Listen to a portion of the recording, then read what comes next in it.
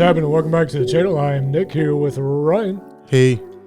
You know, Ryan, I think it was a few months ago, I did say that there would be more jazz on the channel.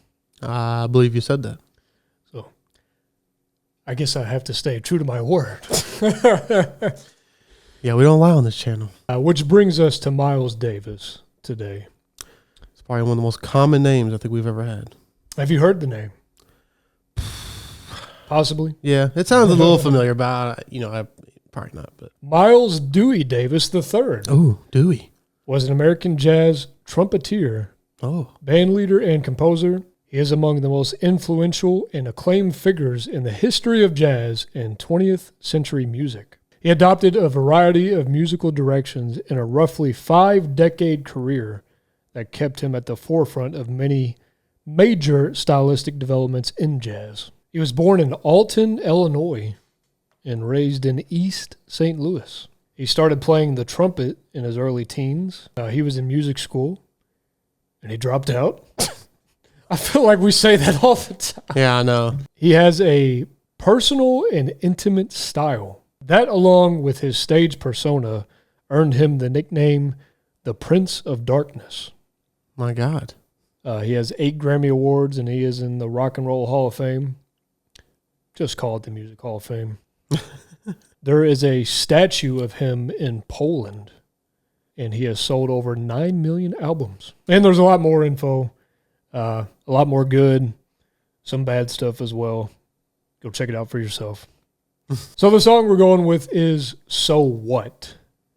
And this song is from the album Kind of Blue, released in 1959. For the recording, Davis led a sextet featuring saxophonist John Coltrane and Julian Cannonball Adderley, pianist Bill Evans, bassist Paul Chambers, and drummer Jimmy Cobb. The album was recorded in 2 sessions at Columbia's 30th Street studio in New York City. And this was a monumental album. In 2002, it was one of 50 recordings chosen for the very first year of induction by the Library of Congress to be added to the National Recording Registry. 5 times platinum, and this song is the opener. I have heard this. You haven't. So it will be a reaction. That's right. I promise more jazz. So here we go. Here's more jazz. It's Miles Davis. So What?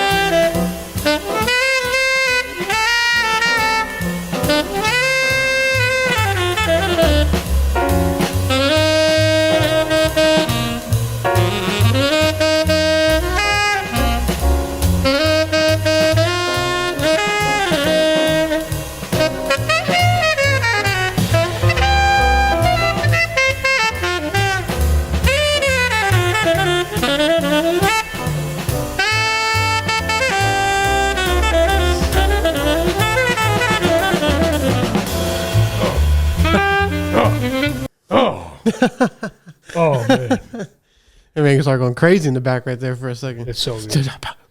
It's so good. It's so good. Yeah, I like it a lot. I don't know, man. I just feel like with jazz, just don't try to overthink it. I mean, I don't know. I don't know what else to tell. Just enjoy the sound. Mm-hmm. Enjoy the sound quality. Mm-hmm. You know, I feel like a lot of people, the reason they don't really care for this type of music, for some reason they can't get immersed into the sound. You know, and I can kind of understand it, but at the same time, I can't. I can only tell you how I listen to music. And with jazz, it's just like, just kind of get lost in the moment. You know, don't worry about what the destination is, like where it's going, what the setup is. Just enjoy how it sounds. Mm-hmm. It sounds great. Like jazz recordings to me just almost always sound great. And I just love it because like it showcases like these instruments that you don't hear in music anymore. Mm-hmm. Popular music anyway. And, you know, these first two solos are just like, they're such different feels. You know what I'm saying? Like it's two like totally different moods. You know, the trumpet first and then the saxophone here, Miles Davis and then John Coltrane. I think still to this day, I'm trying to figure out like what the emotion is for both solos here. I'm not really sure. What are you hearing right now? Man, I'm not gonna lie. Whenever I hear jazz, man, I just see like, you know, I just imagine those, you know, that little scene, you know, where they're in the basement and you got the one stage. I just think of like places like that really chill. You're laid back. Like a lounge. Yeah, like a lounge. Yeah. Yeah. Okay. Yeah, like a lounge. You know, I just think of that setting. You know, you might got like a tent of like a blue light somewhere. You know, Yeah, well, that's where a lot of jazz it's really is played. you Yeah, know? it's Clubs really like that. soothing. Yeah. Yeah. So like, the moods. Yeah, you got me on that one. I don't know, and I think of city. You know, I think of like I say, like late night city. It's like, Yeah. because I mean, jazz. I mean, does this sound like classy to you? It can. In this one, I don't get that though. Right. Yeah, I don't know. I will say that the trumpet is definitely there's a lot more space Mm-hmm. and it's a lot more cool. But then the sax kind of comes in a little hotter. Mm-hmm. So there is this 2-man group. They dance. They're called the Les Twins. Right. If you see them, you know they look exactly alike, but they both dance differently. Right. Mm-hmm. You know, one is more in control. You know, he's smooth but in control. Right. Yes. But the other one is like, you know, all wild, and he's like, it's good, it looks good, but he's like, you know, he's getting like he's all more energetic. And the other guy's kind of like smooth, like, you know. But the other guy, so then this, I think the trumpet's more the smooth guy, and the other one's like, I'm still smooth, but I'm more. I go a little bit longer. You know, I can give you a little more longer of a glide, a little more of like a wild card. Yeah, exactly, A little more unpredictable. exactly. Yeah, and I guess It's still cool though. You know, it's still in the cool realm. it is. It's just kind of like, I don't know. It's just somebody that's more outgoing. I guess. Yeah. There you go. Yeah. You know, the first guy is like a cool, chill guy that a lot of Yeah. people like. But then, you know, This guy's coming in asking you the oh, questions. here he comes. We can see him coming from a mile away. Yeah. Hey, what's up, man? You're Yeah. just hugging everybody. You got the handshakes going. You're like, Anybody want a drink? Drink. Yeah. Yeah. yeah. I want to go back to the intro here.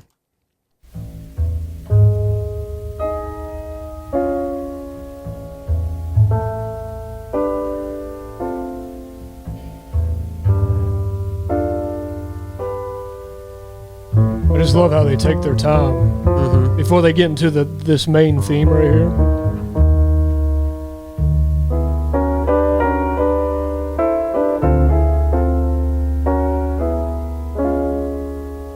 And then when they do get to this main theme, I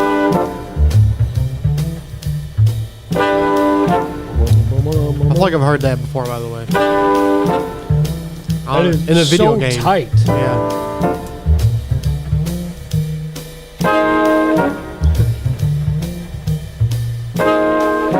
Okay, so is that not the so what?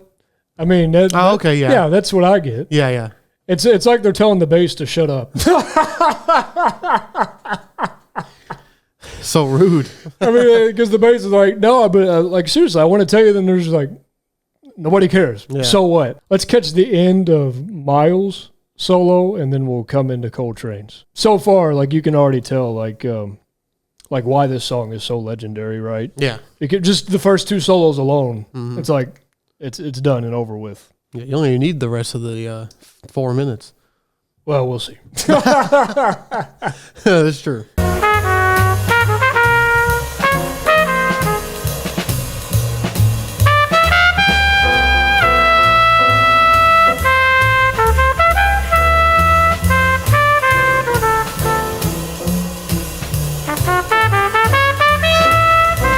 Love that slow climb. It just stays here. There he is.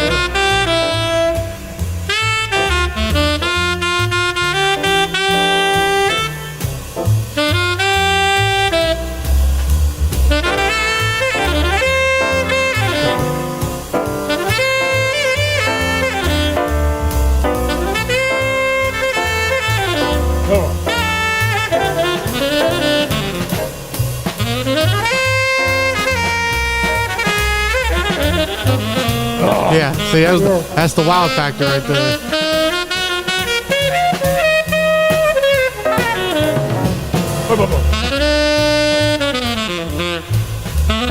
Just switch up. Yeah, come on.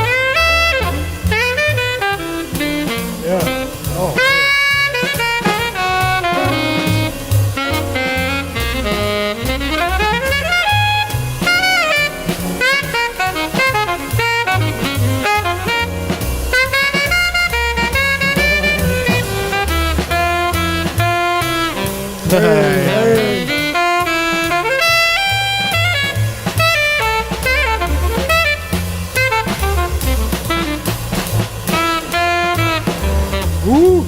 Woo!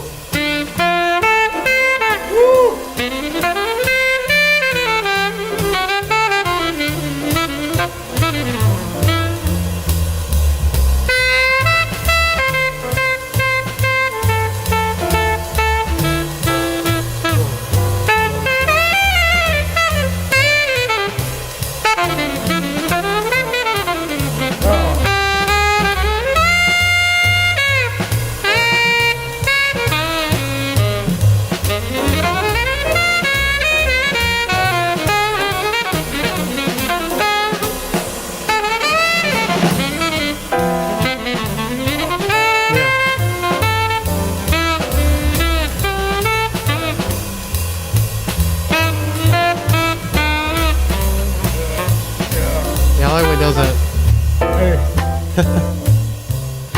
Hey.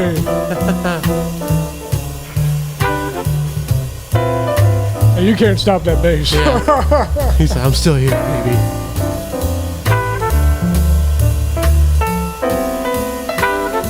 All right.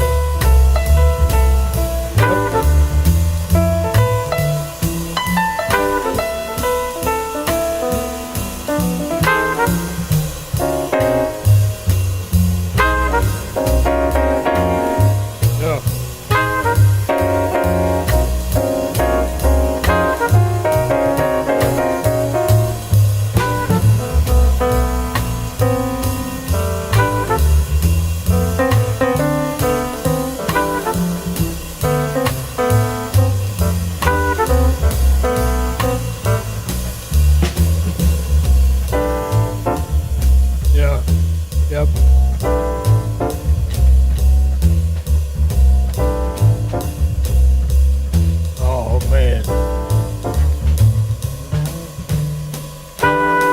Yeah. Go back to the beginning. Yep.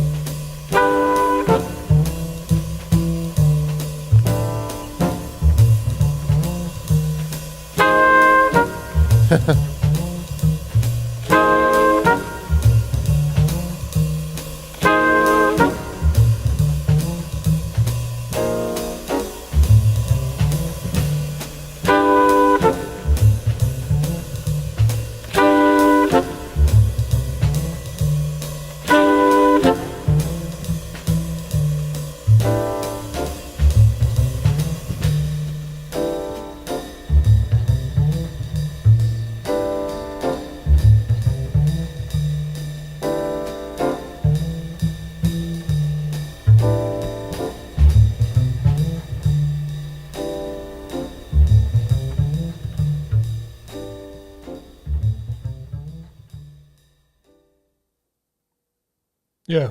Yep. Ridiculous song. Mm-hmm. Ridiculous. Tell you what, boy. That's definitely going to midnight playlist for sure. Yeah. That's right up the alley. Yeah. Yeah, and it, you know, I was thinking about it like when we listened to the rest of it, how you thinking about like the moods and the feelings. Yep. I feel like it's just all about how you interpret it. Well, yeah. That's all music. Yeah, you know what I'm saying? I feel like, well, I mean, most times though in music, you can kind of tell what the mood's supposed to be for. You know what I'm saying? Sure. But for this song though, it's like I was just thinking about it, a lot of things, you know, and I feel like you don't really get that many like songs that can do that, because usually most songs people go for a certain vision, you know. Yeah. But I feel like in this one, it's like they seen like everything. It's like they seen multiple things. They're like, okay, I'm gonna go with this note, and then I'm gonna go for this, and then I'm gonna do this here. You know, because I feel like instrumentals, you have to be more particular on when you're doing your instrument, when it comes to your notes and how high you're playing certain notes, because that's all you're hearing is the instrument. So it's like you don't have somebody singing over you or something like that. So whenever when the instrumental's going, you have to be really precise on what, especially if it's good. You know, if a song's really really good, Yeah. you know they took their time on it. To me, it just kind of, I told you how it kind of feels like they're saying, so what, to the bass. Because that's the call and response that's happening. And it just kind of seems like, I don't know, every solo is just like its own unique personality. Mm-hmm. And I don't know, I guess it's going back to kind of what we were kind of relating it to. It just kind of seems like different people in a group. I mean, it's really all just different personalities in one group, and they just it's funny because they ended with the piano as kind of the last solo, and that one is especially hard to catch the vibe because it's not as expressive as the other instruments. But I think they kind of ended it that way because they're tired of what the bass is. They're tired of it. When they get to the piano. The piano is just more of the like, okay, no, really, so what? Like, it doesn't matter. That's kind of what I felt out of it, is like, it's just a group of people telling maybe this one person who's telling maybe like an outrageous story or something. They're just like, dude, like, no, it's just not it. You're just not fitting into this conversation or what you're telling. We're just not believing it. You know, it's entertaining, but like, seriously, dude, like, so what? Yeah, it's kind of like it's like that one guy, like whenever you're having a conversation and he just comes out with this like outlandish story that probably doesn't even seem true, you know? Yeah. You always got that one guy that just comes out and he's like, oh yeah, well, yeah, there's one time this grizzly bear came at me and I just threw a spatula at him and he just ran away. Yeah. And we're like, Yeah. we don't care. And you go back to your conversation. That's what that's I think that's like, because that's what I get out of that. because the bass is just, it's great in this song. Mm-hmm. It's amazing, but it does kind of feel like it's like trying to intrude. Yeah. Sometimes, like, no, wait, no, I'm telling you, like, this is what really happened. Yeah. Okay. So that's just kind of the vibe I got after sitting with this song. The second sax solo, which is Cannonball Adderley, even that one has its own unique mood. That one was a little more like I like that one.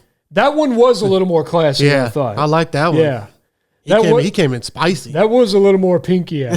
So it's awesome how you start with Miles in the song, you know, the cool, chill voice happening. Mm-hmm. And then you go to the more unreserved Coltrane, Mm-hmm. just kind of knocking you off your feet a little bit.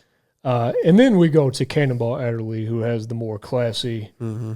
like walk-in leaves in the fall type of thing. And then the piano's just like, dude, we're just done. We're tired of the story. Yeah. Let's just go home. Yeah. So I love the sound of jazz, and this is a jazz classic. I thought the song was fire. But yeah, jazz has always been, you know, I've always like, you know, been around the jazz. I like the jazz, but I've never Yeah. been fully like just Immersed swimming in it. into- Yeah. Yeah. Well, this song definitely does that for me, and I'm glad it did for you too. So let us know what you guys feel about that one, and give us some more jazz suggestions. That's it, guys. Don't forget to drop a like, and as always, please tell us your views. Thanks for subscribing, clicking that bell. Peace out.